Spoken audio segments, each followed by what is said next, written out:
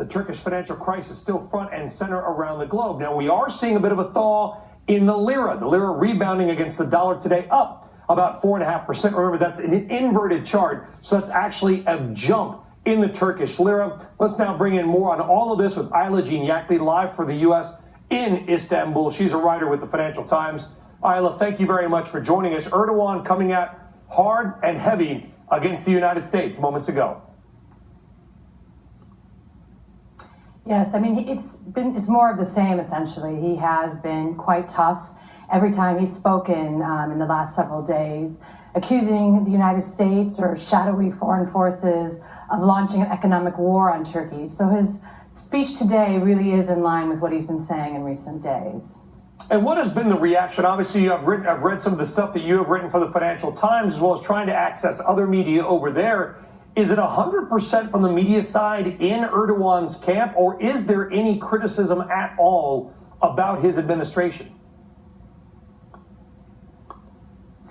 Very, very limited criticism. For one thing, most of the press, estimates are up to 90%, are owned by companies that are quite close and supportive of the government. So that's a major factor. In general, there's a lack of really robust criticism of the government, whether it's on the political front or on the economic front more generally.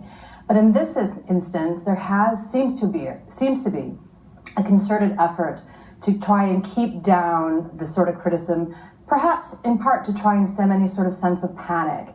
It was compounded yesterday when authorities said that they would prosecute people who were critical of economic policy, saying that they were part of this conspiracy to undermine the Turkish economy. And the Interior Ministry, which oversees security in Turkey, said it was opening investigations into social media users. So that includes regular citizens, not just journalists, not just financial analysts.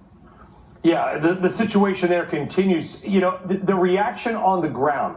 You've got 15% inflation per annum annualized. You've got a currency that has fallen, but you've got Erdogan coming out and urging all Turkish people to convert their holdings, their currencies, their debt, their gold back into lira, the local currency. Is there any sign, Ayla, that is actually occurring? I don't have any data that would indicate that. I can tell you anecdotally that people I'm speaking with are reluctant to do that, understandably. This isn't the first time Erdogan has urged them to convert their money into Turkish lira, their savings. He's done this over the course of the last 6-7 months. And had they done that at his first back, they'd now be down 40%. That would be the losses that they would have seen by converting at that time. So I think that people still consider foreign exchange, as angry as they might be about U.S. policy towards Turkey, blaming international markets for the situation that they're now in. They still see foreign currency as a bit safer than the Turkish lira at this time. Ayla Jean Yakli, writer with the Financial Times. Ayla joining us from Istanbul, and we appreciate it. Thank you very much.